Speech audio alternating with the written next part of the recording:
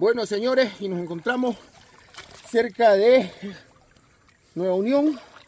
Vinimos 7, 8 canoas a la tercera versión de En Busca del Gran Muturo, pesca y algo más, señores. Y la verdad que fue un éxito. Miren este ejemplar de lindo. La verdad que un espectáculo. Gracias a todos los amigos por ser parte de esta aventura.